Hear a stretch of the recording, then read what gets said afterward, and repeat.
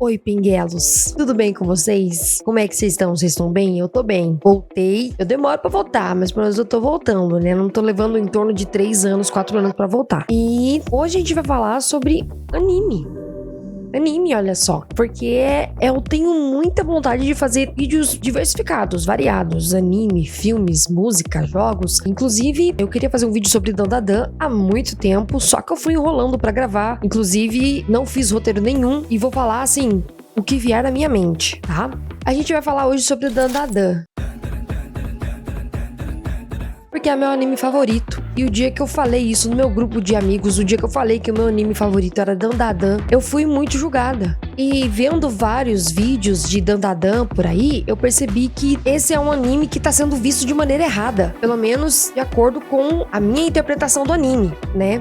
Eu acho que Dandadan tá sendo visto de uma maneira muito sutil, muito superficial. A maneira com que o pessoal tá pegando a história e a animação e tudo mais. E hoje eu vou tentar fazer em tópicos o porquê que Dandadan é o meu anime favorito e ele não é superficial e tão escroto ou explícito de maneira parada, vamos assim dizer. Enfim, vocês vão entender enquanto a galera fala por aí, tá? Vocês vão entender. Vamos lá. Eu acho que eu quero começar a falar sobre a Vovó Turbo. Permito que você mame nas minhas... Porque a Vovó Turbo, ela é uma das personagens mais mal interpretada que tem no anime. Por quê? Se a gente for pegar e comparar a Vovó Turbo com a Acrobatic Silk. A Acrobatic Silk, se você prestar atenção, mostra, né, o porquê que ela tem essa obsessão pela Aira Shiratori e porquê que ela quer tanto que a Aira chama ela de mamãe, é porque ela teve a filha dela sequestrada, quando a filha dela ainda ela era criança. E dá pra ver no anime o quanto a Silk era completamente apaixonada pela filha dela. Tudo que ela fazia, ela trabalhava, os dias dela, todo o dinheiro que ela conseguia era pra cuidar da filhinha dela. E ela comprava um vestido que a filha dela tanto queria, ela gostava de ensinar a sua filha a dançar balé e tudo mais, tanto que por isso também a Acrobatic Silk, ela faz acrobacias de bailarina, né, faz passos de balé e tudo mais. Então tudo ali tem um motivo, tudo tem um porquê, o vestido que ela usa, as poses que ela faz e tudo mais.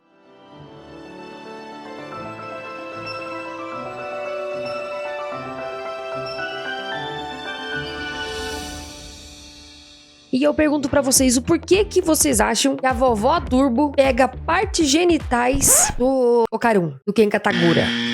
Ken Katadura. Ken Takakura.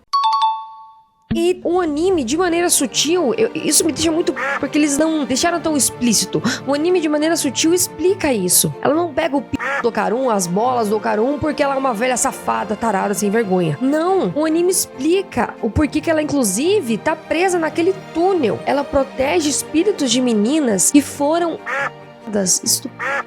ali naquele túnel. Ela protege espírito dessas meninas que sofreram violências naquele túnel. Então, o fato dela pegar partes genitais de homens não é à toa. Tem toda uma lore por trás. Se você para pra pensar, o anime não colocou isso de maneira tosca. Tipo, nossa, uma velha que quer pegar o do menino, sabe? Tipo, quando ela fala pra ele pegar no seio dela ou coisa assim, eu interpretei isso de uma maneira, você não gosta disso? Você não, né, como ela tá naquele túnel e protege esse tipo de meninas, você não gosta de um peito? Você não gosta de alguma coisa? Então, por que você não pega aqui? Porque os homens, né, que cometeram isso, né, tipo, naquele túnel, eles de meninas novas. Nenhum deles quis de uma idosa ou coisa assim. Isso pelo menos foi o que eu interpretei, sabe? Eles não queriam de uma velha. Eram meninas novas, meninas novinhas, garotas, adolescentes que sofreram isso naquele túnel em específico.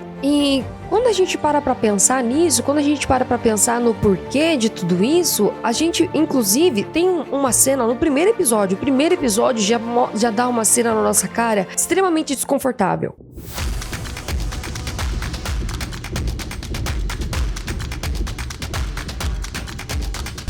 Só que daí eu pergunto pra vocês, será que não foi desconfortável de propósito? Porque é aquela cena em que a Momo Ayase... Olá, cara mulher humana. Nós três somos serpianos. Somos chamados assim porque viemos do planeta Serpo. Vocês são aliens? Ela tá de calcinha e sutiã, deitada numa maca, onde alienígenas estão literalmente indo pra ela. E quando você pensa no contexto da Vovó Turbo, fica ainda mais forte a cena em que o Okarun vai salvar a Momoyase com o espírito da Vovó Turbo. Quando o Okarun, ele tá com a Vovó Turbo no corpo dele, a gente pode ver que ele não tem controle do que ele tá fazendo ali. Tipo, ele ainda não sabe controlar, tanto que a Momoyase tem que ficar, né, com as mãos pra conter o espírito ali e tudo mais. Só que naquele momento, ele consegue salvar a Momoyase. É como se o espírito da Vovó Turbo, ela tem plena noção do que o Okarun tá indo fazer ali e ela permite que ela salva ele. Porque esse espírito, o espírito da Vovó Turbo, protege meninas que sofreram ou que a Momoyase ia sofrer ali naquele momento, sabe? E eu acho que o anime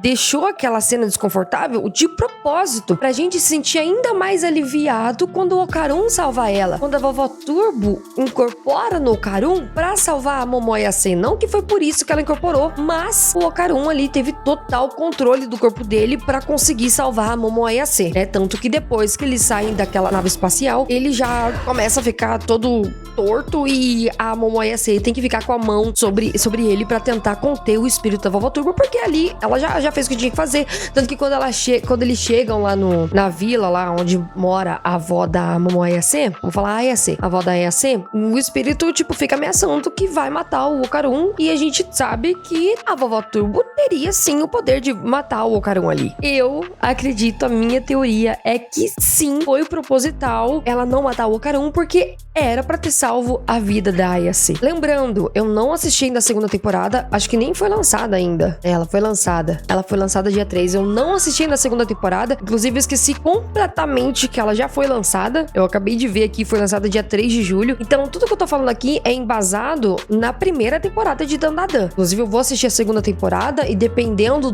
se eu vou me decepcionar ou não, se eu tô errado ou não, eu trago aqui um vídeo pra vocês, tá? Mas independente, né, se não for isso que o anime quis realmente que a gente interpretasse, eu fico muito feliz com a minha interpretação. O anime em si, ele é muito lindo. Eu amo como cada episódio tem uma cor específica. O primeiro episódio, ele é azul. Aí tem episódio que a cor predominante é laranja. Tem outro que a cor predominante é rosa, a cor predominante é verde. Isso eu achei magnífico. Cada episódio tem uma cor. Tanto que o último episódio, ele é bem pesado, inclusive. É ali o contexto da Ayase, quando ela tá nas águas termais no último episódio. Esse episódio, ele não tem contraste nenhum. Inclusive, o segundo episódio, ele é em preto e branco, né? E o último, ele não tem contraste nenhum, o que deixa ainda mais desconfortável, sabe? E eu gosto como Dandadan, diferente de muitos animes que eu não preciso citar nome, ele traz assuntos sérios de uma maneira sutil e não tira a seriedade disso. Inclusive, esse negócio de deixar personagens nus e ainda assim não ter, parece que eles não colocaram malícia, sabe? Eles fizeram o corpo, por exemplo, da Ayase, um corpo de uma garota normal. Se a gente for pegar algum outro anime, que novamente eu não vou citar nome, se eles fossem colocar uma cena como aquela da Ayase no primeiro episódio, quando ela tá só de calcinha e sutiã, como que a gente imaginaria que eles iriam fazer o corpo dela? Seios imensos, a cintura extremamente fina, o quadril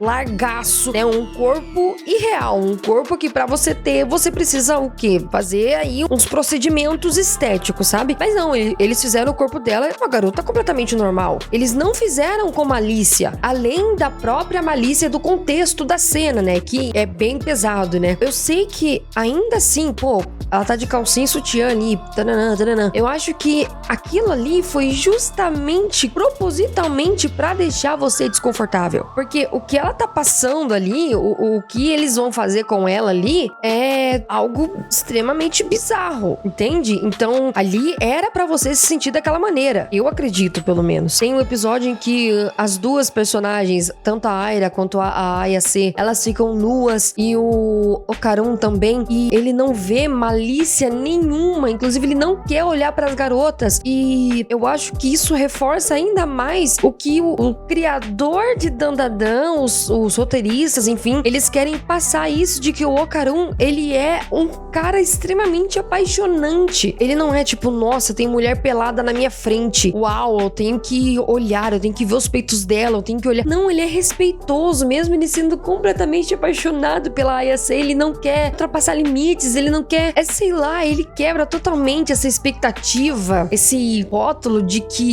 homem é sem vergonha e não pode ver mulher na frente dele e não sei o quê, e que se ele não olhar, ele... Ai, porque tinha uma mulher na sua frente e você não olhou, você é sei lá, homossexual, ou enfim. Eu, como mulher e bissexual, ou seja, eu gosto de homem também, quando eu vi isso, eu fiquei completamente apaixonada pelo personagem do Okarun, sabe? Eu fiquei, caramba, isso sim que é um homem de verdade, sabe? Foi o que eu senti, sabe? Isso sim que é um homem de respeito, e o anime trouxe isso, mesmo sendo, tipo, anime, né? O anime em si, ele tem a fama de que as mulheres são extremamente na maneira que elas são desenhadas e tudo mais. Os personagens homens normalmente são completamente alucinados pelas personagens femininas, e ali não, o Okarun, desde o primeiro episódio até agora, até o último episódio da primeira temporada que eu assisti, ele é um cara extremamente respeitoso, ele é uma pessoa de muito valor, e eu acho que eles quiseram deixar isso explícito. Por isso que naquelas cenas os três ficam nus, e mesmo no episódio ele acaba caindo em cima da Ayase e tudo mais, ele não desrespeita ela. Parece ser tão inocente ao mesmo tempo, sabe? E mostra a nudez e tudo aquilo ali de uma maneira extremamente sutil, sabe? Não tem aquela perversão que em outros animes com certeza teria, sabe? E isso deixa o anime ainda muito mais especial pra mim, sabe? Inclusive, ó, insight que me deu agora, que eu tive agora.